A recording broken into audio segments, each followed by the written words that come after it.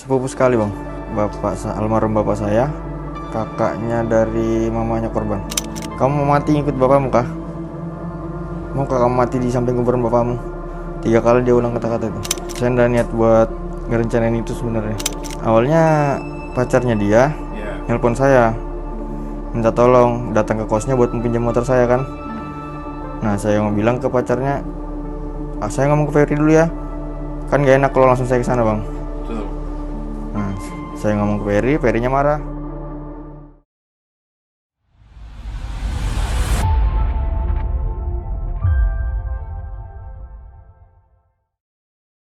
Kasus penganiayaan yang mengakibatkan kematian terjadi pada Selasa 19 Agustus lalu. Kejadian tersebut terjadi di Jalan Penaga KT 9, Kelurahan Damai Bahagia, Kecamatan Balikpapan Selatan. Saya, Dwi Ardianto, melaporkan langsung dari Balikpapan di Mapolsek Balikpapan Selatan.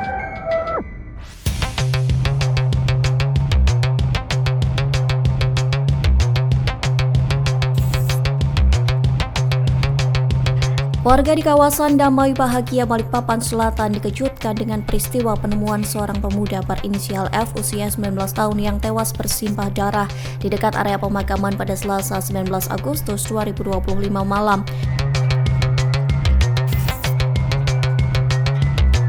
Korban diduga menjadi korban penganiayaan dengan senjata tajam yang dilakukan oleh sepupunya sendiri GSA berusia 23 tahun.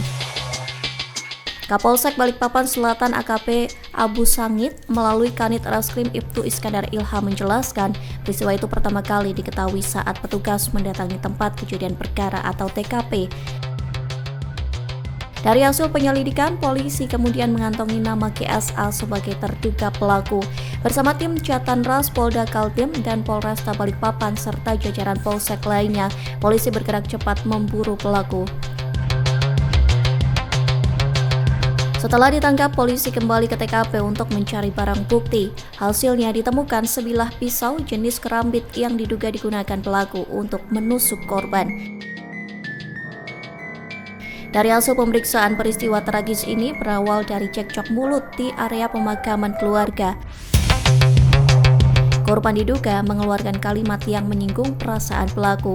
Situasi makin memanas ketika korban melemparkan pisau ke arah pelaku namun tidak mengenai. Dari situlah pelaku tersulut emosi hingga akhirnya menikam korban dengan pisau kerambit yang dibawanya. Dari hasil penyelidikan diketahui korban dan pelaku memiliki hubungan keluarga dekat. Infonya kamu sama korban ini berhubungan saudara ya, berkeluarga atau gimana? Sepupu sekali bang. Sepupu sekali? Ya.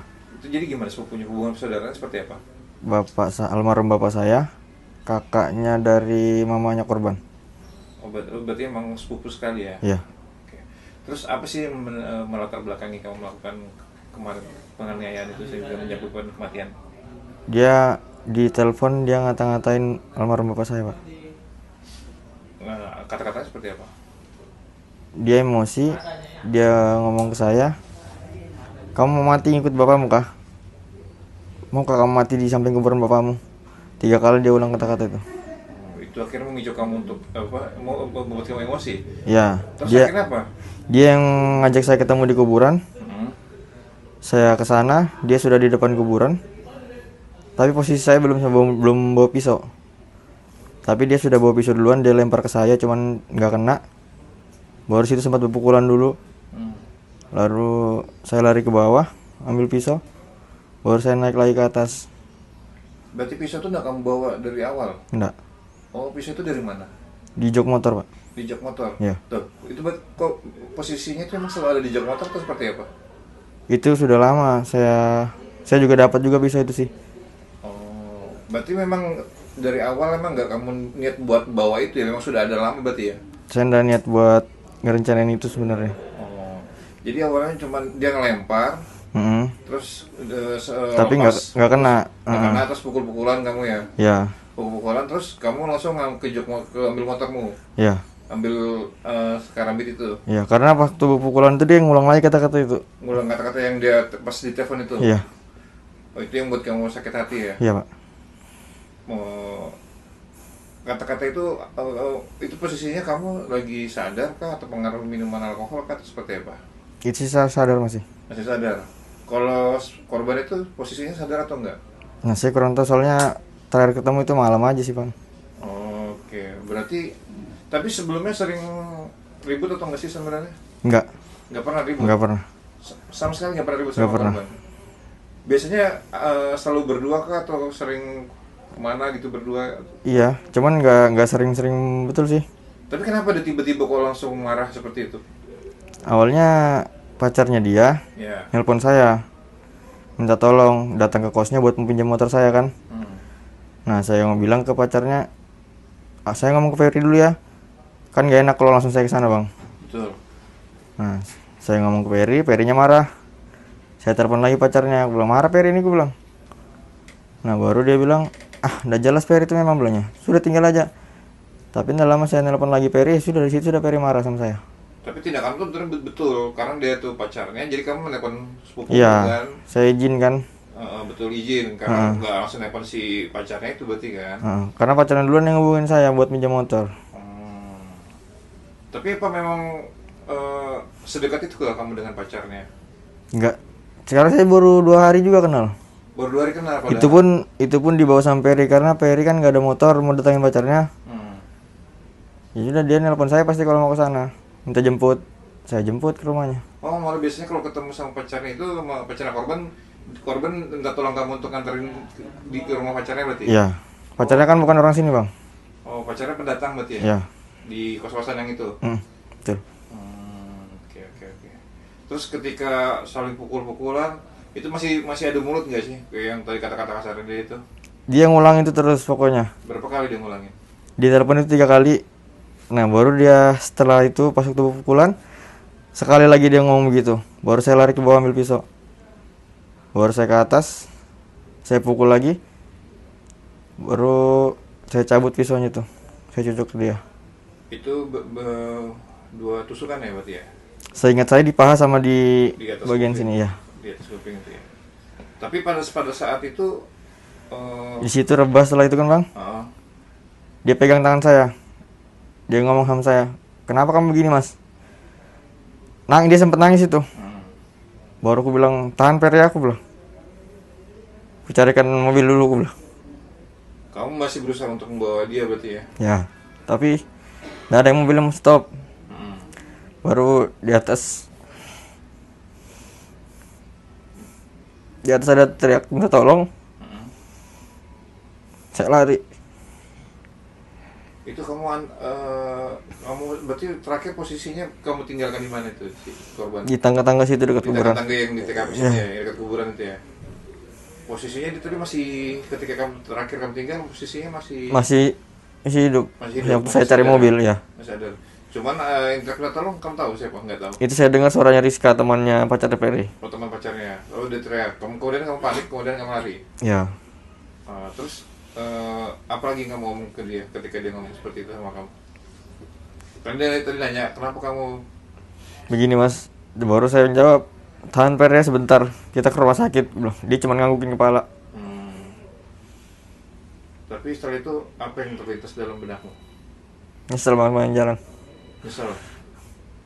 Karena emosi tadi akhirnya kamu melakukan penganiayaan Ya. dan malah sepupu sendiri yang sepupu kamu meninggal, penyesalan itu. Kemudian kamu sempat lari ke wilayah timur awalnya ya, kemudian Ke utara dulu, Bang. ke utara. Ke utara dulu. Baru saya ke barat. Baru saya ke timur, baru saya ke utara lagi pulang. Ke utara itu ke rumah teman itu kan, yang Iya. 2 orang teman itu kan. Ke rumah 2 orang teman itu, kamu menceritakan kejadiannya ya? Saya menceritakan ke utara pertama, ke kilo 6 dekat rumah saya, di belakang rumah pacar saya itu. Lalu baru dia nggak berani ngasih saran, karena dia takut salah ngasih saran. Ya sudah, Bi, aku bilang, kita ke rumah Lukman ya, aku bilang. Aku telepon Lukman. Lalu saya cerita di telepon, bilang Lukman, cerita ke rumah aja, ke kilo 4. Ke rumah Lukman kilo 4. Cerita, dia juga nggak bisa ngasih saran. Baru saya ke Kampung Baru, Bang. Nah, perjalanan ke Kampung Baru, di jalan baru di jembatan itu, di Somber, di situ saya buang baju saya. Sempat buang baju berarti ya? Ya. Terus habis buang baju, Saya duduk di pinggir jalan pertama di Masjid Al-Ula di Kampung Baru. Baru saya dibawa ke atas sama Lukman, ke rumah temannya Lukman. Baru Lukman saya suruh jual HP saya. Setelah jual, saya pergi lagi dari situ. Saya jalan kaki ke atas, dijemput sama Habib pakai mobil. Baru saya jalan ke Tritip. Rencana awal saya mau ke Samarinda, Bang. Cuman saya pikir mending saya kembali lagi sudah. Baru saya pulang lagi ke rumahnya Abi di Antarabi. Tapi sebenarnya kamu pasti tahu kan kalau kamu pulang ke situ bakal kamu dicari. Ya. Berarti sebenarnya kamu sudah. Saya memang niatnya Sudah. mau pulang dulu. Aku bilang, Bi, aku mau ketemu ibuku tapi pagi. Waktu ibuku mau pergi kerja. Baru ntar aku ke kantor polisi, gue bilang, kamu menyerahkan diri aja, Bi. Oh, kamu memang niatnya untuk menyerahkan Ya. diri. Ya. Tapi ya sudah ditangkap duluan jam 8 pagi. Itu akhirnya di situ kan korban nggak salah dimakamkan sebelah di sebelah makam neneknya kan, kalau nggak salah. Saya kurang tahu, Bang. Oh, kemarin saya ke situ, saya ngeliat dikuburkannya, karena situ ada kuburan bapakmu sama kuburannya itu malah dekatan bilang ya infonya. Iya, kuburan bapak saya di agak ke bawah, kuburan bapak almarhum bapaknya korban agak ke atas sedikit di bawah kuburan kai saya. Oh, itu memang hampir semua keluarga di situ. Iya. berarti ya? Oh. Terus akhirnya sekarang gimana, menyesal? Kamu sebenarnya tuh mau datangin ibu, mau minta maaf atau seperti apa? Kan tadi infonya tadi kamu bilang mau datangin ibu. Iya, mau minta maaf. Saya mau cerita juga. Tapi nggak sempat. Tapi akhirnya ibu saya jenguk ke sini. Apa yang ibu kata? Kalau ya nggak bisa ngomong sudah ibu saya. Nggak bisa ngomong. Iya. Kamu juga nggak bisa ngomong, cuma minta maaf aja berarti. Iya. Ya, sudah. Kalau dikasih kesempatan saya mau ketemu sama mamanya korban. Saya mau minta maaf. Oh, kamu pengen minta maaf langsung sama mama korban? Iya, Bang.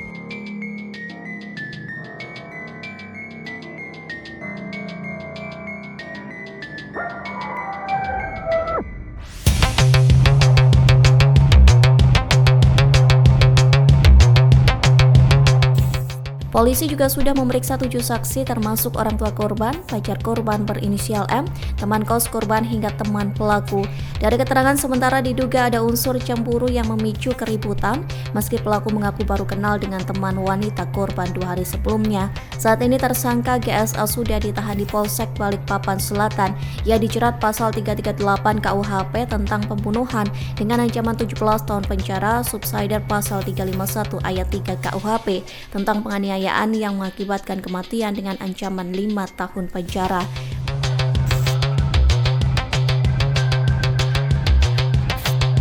Polisi masih melakukan pendalaman kasus dan berencana menggelar rekonstruksi dalam 1 hingga 2 hari ke depan bersama jaksa penuntut umum, pengacara tersangka dan pihak terkait lainnya.